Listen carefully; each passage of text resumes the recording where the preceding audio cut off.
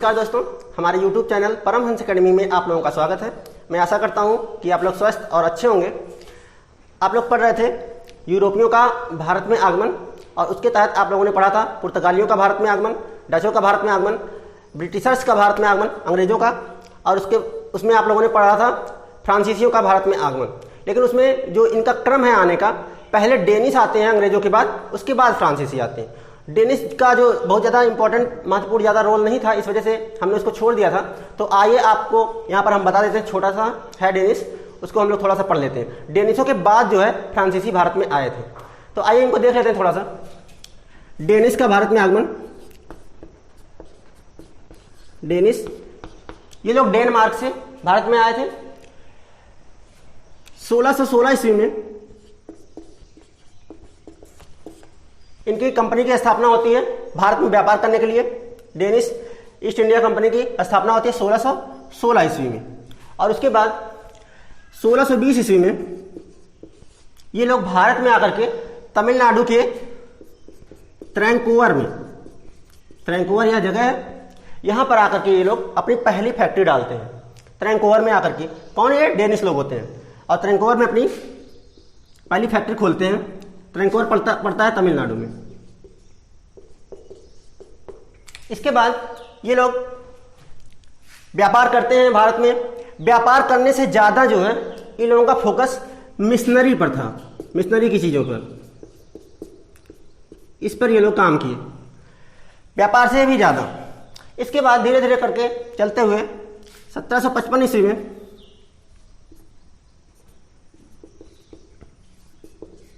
इन लोगों ने कलकत्ता के पास एक जगह है श्रीरामपुर,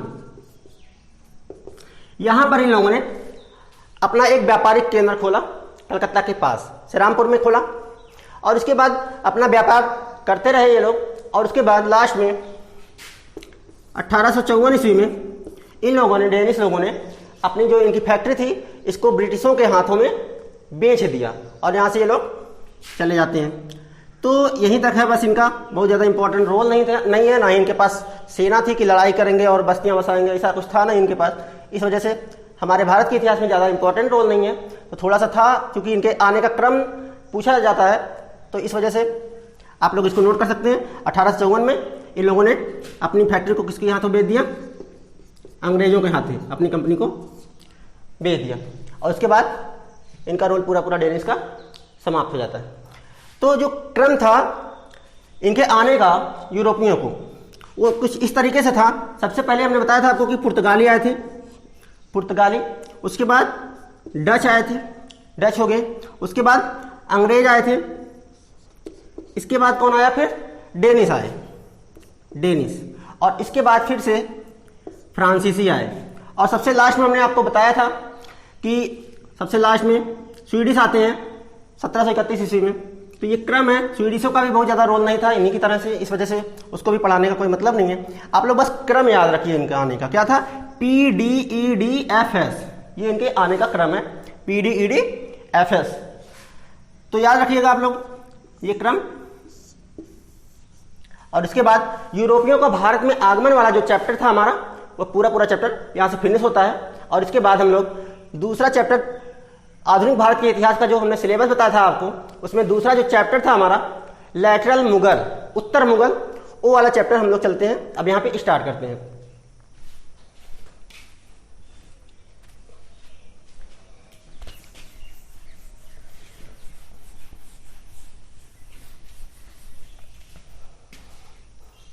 तो आइए देखते हैं हम लोग यहां पे लैटरल मुगल, ये हमारा दूसरा चैप्टर है आधुनिक भारत के इतिहास में।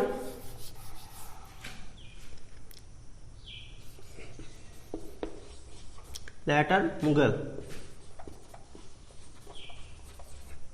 उत्तर मुगल। उत्तर मुगल इसका नाम क्यों है, क्योंकि मुगल वंश जो है, बहुत ही मेडिवल हिस्ट्री में पढ़ेंगे आप लोग मुगल वंश के बारे में। और यहां पर होता क्या है कि 1707 ईस्वी में, 1707 ईस्वी में मुगल वंश का एक प्रमुख महान शक्तिशाली शासक जो था औरंगजेब, उस औरंगजेब की मृत्यु हो जाती है।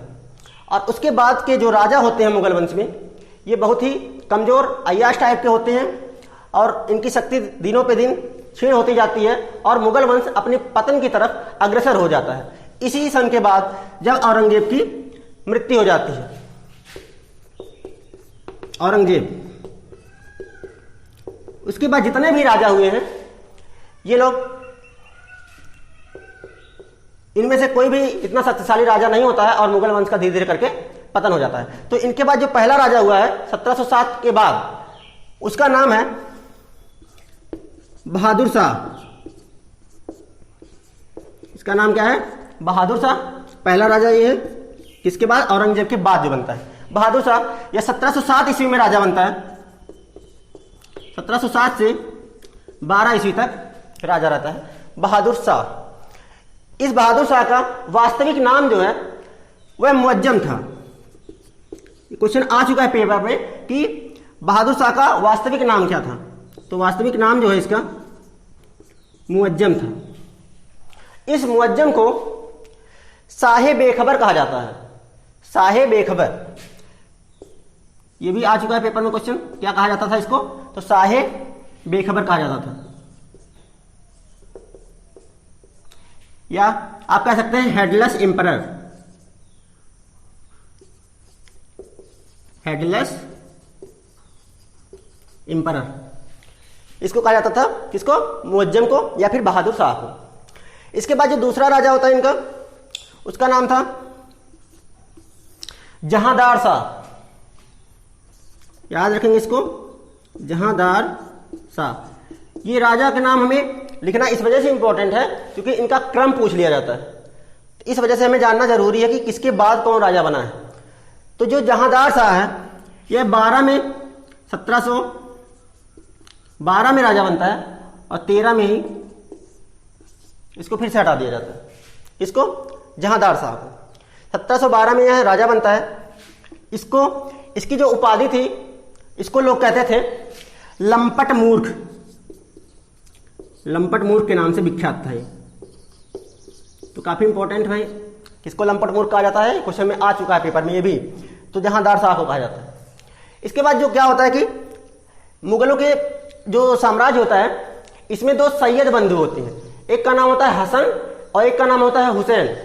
ये दोनों काफी अमीर भी होते हैं और राजा को बनाने की भूमिका जो है में काफी योगदान देते हैं।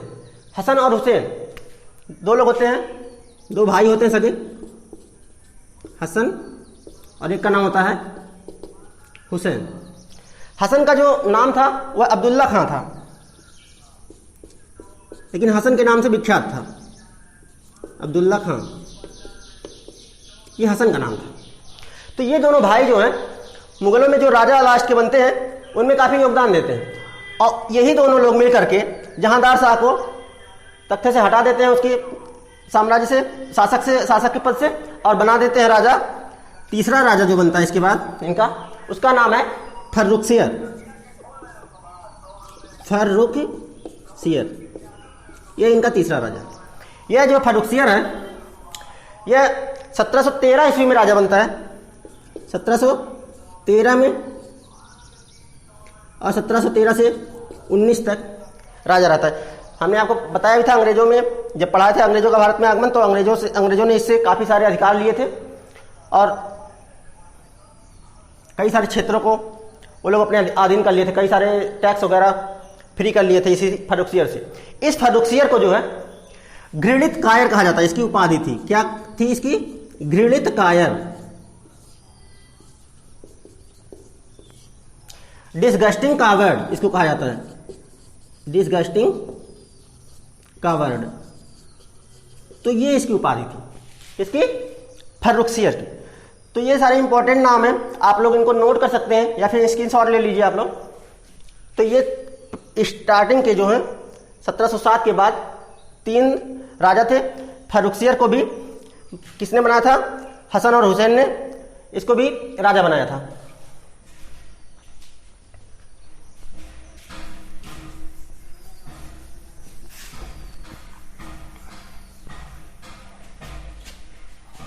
इसके बाद फर्रुखसियर हो गया। इसके बाद जो चौथा शासक बनता है इनका, उसका नाम है मुहम्मद शाह। मोहम्मद शाह। यह हसन और हुसैन जो थे, इन्हीं लोगों की मदद से यह भी राजा बनता है, मोहम्मद शाह। और यह बनता है राजा 1719 से लेकर के 1748 ईस्वी तक यह शासक रहता है मुगल वंश का। इसका नाम क्या है? मोहम्मद शाह नाम। हसन हुसैन ने इसको भी राजा बनाया था। और सबसे पहला काम यह करता है, क्योंकि हसन हुसैन को यह जान गया था ये लोग किसी को भी राजा बनाते हैं और फिर उतार देते हैं, तो इसको भी लग गया था। तो सबसे पहला काम इसने किया कि हसन और हुसैन को मरवा देता है, उनकी हत्या करवा देता है। जिन्होंने इसको राजा बनाने में बहुत अहम भूमिका निभाई, उसी को क्या करता है, मरवा देता है। पहली बात तो हसन हुसैन की यहाँ पे क्या करता है, हत्या करवाता है मोहम्मद शाह। इसके बाद इसी के समय में ईरान से जो है नादिर शाह का आक्रमण होता है। यह इंपॉर्टेंट क्वेश्चन है क्योंकि पेपर में आ चुका है। नादिर शाह का आक्रमण होता है कहां पर? मुगलों के ऊपर। और नादिर शाह जो है यह क्या करता है कि इनके जो मयूर सिंहासन था, मयूर सिंहासन, बहुत इंपॉर्टेंट क्वेश्चन है ये, कई बार पेपर में आ चुका है। मयूर सिंहासन और कोहिनूर हीरा,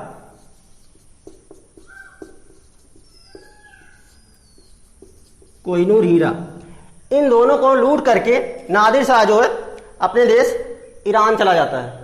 तो इसका ये था मोहम्मद शाह के शासनकाल में ही ये हुआ था। तो ये पूछा जाता है कि जब मयूर सिंहासन और कोहिनूर हीरा नादिर शाह ले गया तो उस समय मुगल वंश का शासक कौन था? तो कौन था? मोहम्मद शाह था। यह आपको बताना पड़ेगा। या फिर पूछेगा मयूर सिंहासन को कौन ले गया था? तो नादिर शाह ले गया था। ये इंपॉर्टेंट नाम था।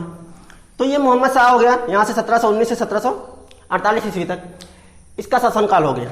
इसके बाद जो दूसरा अगला राजा बनेगा उसका नाम है अहमद शाह। अहमद शाह ये राजा बनते हैं और इनका शासनकाल है 1748 से लेकर के 1754 ईस्वी तक ये राजा रहते हैं अहमद शाह। इनके बारे में कुछ है नहीं, बस नाम याद रखना आप लोग, सन याद रखना कि कहां से कहां तक इन्होंने राज किया, 1748 से लेकर के 1754 ईस्वी तक। इसके बाद 1754 ईस्वी के बाद जो राजा बनते हैं इनका नाम है आलमगीर सेकेंड। और ये राजा बनते हैं 1754 में, 54 से लेकर के 59 ईस्वी तक। तो इसके शासनकाल में एक प्रमुख बात होती है प्लासी का युद्ध। यह बहुत ही इंपॉर्टेंट है। प्लासी का युद्ध कब होता है? 1757 ईस्वी में। और किसके शासनकाल में? तो मुगलों का जो शासक होता है वह होता है आलमगीर सेकंड। इस वजह से यह इंपॉर्टेंट है, आप लोग याद रखिएगा। इसके शासनकाल में क्या हुआ था? एक महत्वपूर्ण घटना हुई थी, प्लासी का युद्ध। तो ये हो गया आलमगीर का, आलमगीर सेकंड। और इसके बाद जो राजा बनते हैं मुगलों के, उसका जो नाम है वो है शाह आलम सेकंड। शाह आलम सेकंड ये राजा बनते हैं 1759 में और 1806 तक ये पूरा राज करते हैं। शाह आलम सेकंड इनका नाम है। इनके समय में कुछ प्रमुख घटनाएं होती हैं शाह आलम सेकंड के समय में। जैसे कि सबसे पहली घटना जो होगी 1761 ईस्वी में, 1761 ईस्वी में अहमद शाह अब्दाली और मराठों का युद्ध होता है, पानीपत का तृतीय युद्ध के नाम से जाना जाता है। क्या होगा? पानीपत का तृतीय युद्ध। जैसे पानीपत के 3 युद्ध हुए थे, पहला कब हुआ था? 1526 ईस्वी में, दूसरा 1556 ईस्वी में और तीसरा होता है ये 1761 ईस्वी में। तो 3 युद्ध हुए पानीपत के। तीसरा युद्ध जो होता है वह इस शाह आलम सेकंड के शासनकाल में होता है। मुगलों का शासक यही होता है उस समय पे। इसके बाद दूसरी जो महत्वपूर्ण घटना इसके शासनकाल में होती है वह होती है 1764 ईस्वी में। 1764 ईस्वी में क्या होता है? बक्सर का युद्ध। बक्सर का युद्ध होता है। और क्या होता है इसी युद्ध के बाद से इस जो ये शासक शाह आलम सेकंड है यह पेंशन भोक्ता हो जाता है, अंग्रेजों का पेंशन भोक्ता हो जाता है। पेंशन लेकर के और अपना काम चलाता है। पूरी तरह से शासक रह ही नहीं पाता, समझ लो, अंग्रेजों के रामो करम पर शासन करता है 1764 में बक्सर के युद्ध के बाद। तो ये पूछा जाता है कि सबसे पहला शासक ऐसा कौन था जो कि पेंशन भोक्ता बन के रहा अंग्रेजों का, तो यही है शाह आलम सेकेंड इसका नाम। इसके बाद क्या होता है 1803 ईस्वी में अंग्रेजों ने जो है दिल्ली को कैप्चर कर लिया। किसको? दिल्ली को, क्योंकि दिल्ली से ये शासन करते थे और यहां पर दिल्ली को ही कैप्चर कर लिया किसने? अंग्रेजों ने, इन्हीं के शासनकाल में। तो इसके बाद जो है 1803 में इनको कैप्चर कर लिया। इसके बाद अगला जो राजा बनेगा मुगल वंश का, उसका नाम है अकबर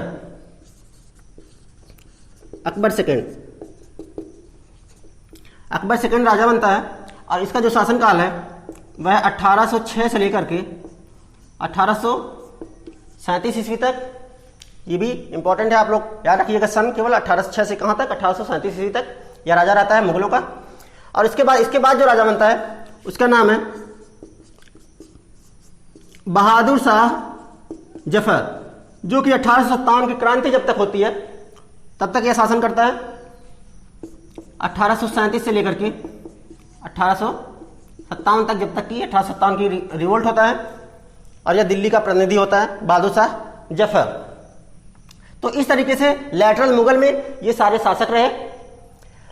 ये जो बहादुर शाह जफर है, यह जफर के नाम से कविताएं लिखता था। जफर नाम से यह अपनी कविताएं लिखता था और यह एक ऐसा शासक था मुगल वंश का जो कि अपने देश से बाहर रंगून में इसको दफनाया गया। वहां की जेल में यह बंद था और वहीं पर इसको दफनाया गया और इसकी कब्र जो है रंगून में ही है। बर्मा में अब इस समय म्यांमार में पड़ता है। इसकी कब्र जो है रंगून में थी और इसी कब्र पर लिखा हुआ है कि यह एक ऐसा शासक था जिसको अपने देश की मिट्टी भी नसीब नहीं हुई। यह इसकी कब्र पर लिखा हुआ है। तो इस तरीके से था यह पूरा मुगल वंश के जो लेटरल मुगल वंश में राजा हुए हैं। तो आप लोग इसको नोट कर लीजिए अच्छे से, और इनका चूंकि क्रम पूछ लिया जाता है कभी कभी एग्जाम में, उनको भी याद रखिए। इसके बाद मोहम्मद शाह का जो थोड़ा सा इंपॉर्टेंट है, इसको आप लोग याद रखिए। इनको जो उपाधियां मिली थी हमने आपको स्टार्टिंग में बताया, उसको आप लोग याद रखिए। तो इस तरीके से पूरा लेटरल मुगल था। तो एक ही वीडियो में हमारा ये पूरा चैप्टर लेटरल मुगल्स वाला समाप्त हो जाता है और इसके बाद नेक्स्ट चैप्टर में हम लोग पढ़ेंगे क्षेत्रीय शक्तियों का उदय। जैसे मराठा हुआ, मैसूर हुआ, बंगाल हुआ, इन शक्तियों का उदय होता है, उसको हम लोग नेक्स्ट वीडियो में पढ़ेंगे। तो आज के लिए बस इतना ही। हमारे वीडियो को आप लोग लाइक कीजिए, शेयर कीजिए और हमारे चैनल को सब्सक्राइब कीजिए। धन्यवाद।